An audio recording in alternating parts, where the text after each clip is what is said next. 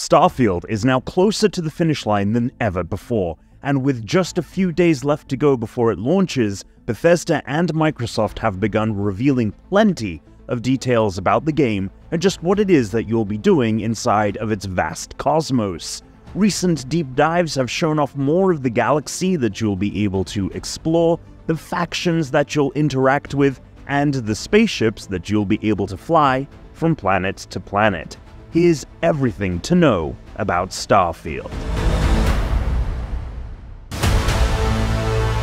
Starfield is set in the year 2330, long after man conquered the stars. In fact, humans are so well adapted to space travel, they've managed to settle a whopping 50 light-year radius around their own solar system.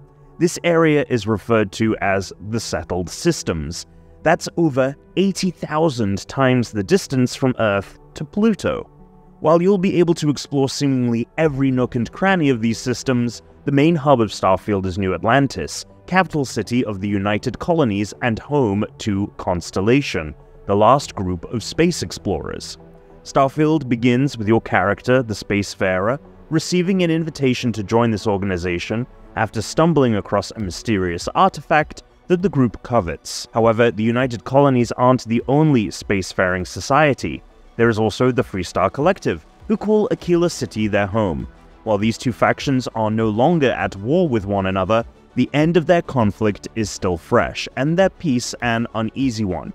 To find out more details about the long history predating Starfield's story, Bethesda has a really in-depth timeline on its website. In addition to the United Colonies and Freestar Collective, there are also a few other notable groups Bethesda has mentioned: Ryujin Industries, the Crimson Fleet, and House of Varun. As you might be able to infer based on their names, Ryujin Industries is a mega-corporation, the Crimson Fleet is a band of space pirates, and House of Varun is, well, a religious cult, to put it bluntly. Based on the game's intense focus on role-playing, it seems safe to say you'll be able to join up and or get into all sorts of trouble with these folks.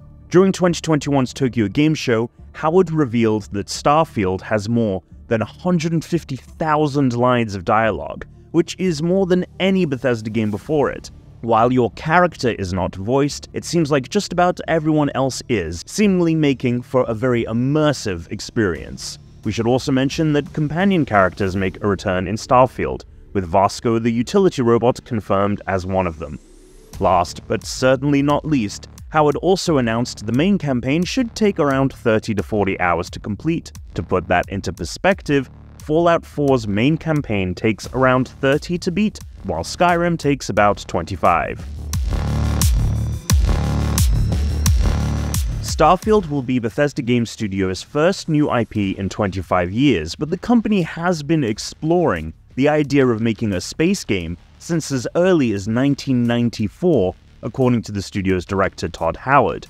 Several projects had stops and starts over the years before the invention of Starfield, such as an exploration of games in the Traveller TTRPG and Star Trek franchises, although none of these ever materialized. The name Starfield was trademarked by the company in 2013, and development spun out from two core elements. The first being the design of the game, dubbed by the team as NASA-punk, that despite being futuristic, finds its roots in the designs of the National Aeronautics and Space Administration. The other was a detailed, fictional timeline that Bethesda's writers devised, detailing the history of the game's world from our modern day to 300 years into the future, setting the stage for Starfield's story. As mentioned before, highlights from this timeline can be found on Bethesda's website.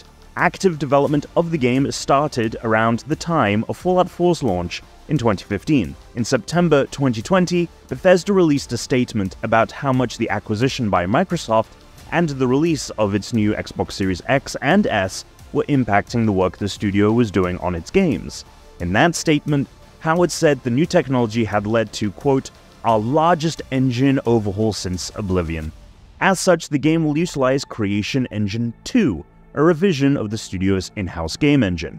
Microsoft is also talking a big game for the state of Starfield, as compared to some of its infamously buggy game launches, Starfield will have the, quote, fewest bugs of any Bethesda game ever shipped according to Xbox Game Studios boss Matt Booty. Doom Eternal developer id Software also helped Bethesda out during development, but surprisingly, it wasn't for combat in Starfield.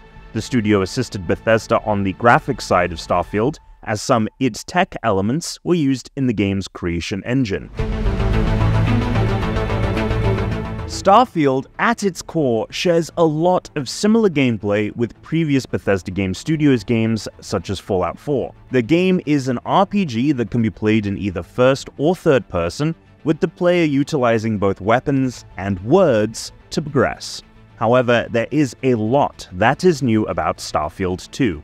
As its name suggests, you'll be stepping out into the stars and the planets that orbit them, with literally over 1,000 worlds, moons, and spaceships to explore.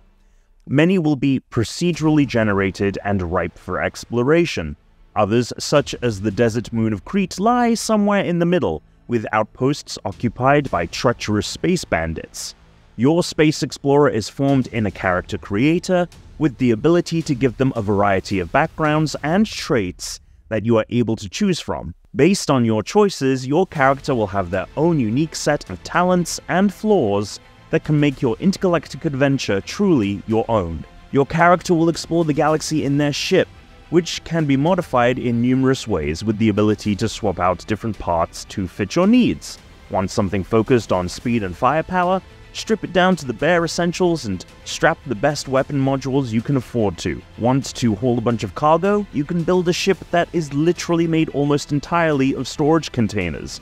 But don't worry, you're not restricted to one ship, as you can build out an entire fleet with a variety of ships to serve your different needs. As you explore the cosmos discovering new worlds, you can create outposts to expand and cement your mark on the galaxy. Like ships, these outposts can be modified to meet specific desires, such as creating a luxurious home to rest your head, a bunker to store all your loot, a space to mine resources, or all of the above. On different worlds, you won't be able to get around in a vehicle such as a space rover, but you can do so with a boost pack. Worlds also have different gravity, which will change your jump height, hang time, and how far you can boost. And in zero-gravity space, you can fly around freely, and shooting guns with kinetic shots will cause you to be pushed backward. And while Bethesda hasn't spoken to it at all, a gameplay trailer teased Force-like powers that the character will seemingly be able to utilize. Starfield releases on September 6th on Xbox and PC. The standard edition costs $70 or is included with a Game Pass subscription. The $100 premium edition not only includes some cosmetics, a digital soundtrack and art book, and eventual access to the game's first story expansion, Shattered Space, but early access starting on September 1st. If you are a Game Pass subscriber, it will cost you $30 to upgrade to this version of the game. There is also a $300 Constellation edition of the game. This includes everything that the premium edition does, including early access, but also a steel case and a signature collector's item, as previous Bethesda Game Studios titles have done. This time around, that means a replica of the watch that the character will wear in-game, as well as its storage case. This watch will obviously tell you the time, but can also be connected to your phone, although the specifics on what it can display and if it connects to the game at all are currently unknown at the time of recording. Xbox also put out some additional Starfield accessories, such as a controller and headset, that are already released although frequently out of stock. And coming in October, rather than a limited edition console, Xbox is putting out a wrap for the Series X console to make it look as such. Thankfully, this is a lot more affordable than buying an entirely new console at $50. And that's everything to know about Starfield. Whether you're jumping into early access, Chronomark watch strapped to your wrist, or waiting till September 6th for its standard release, this is easily Xbox's biggest release in recent memory, if not ever. For more on Starfield, including our review, guide content, and some truly special secret coverage we have planned, stick right here on GameSpot.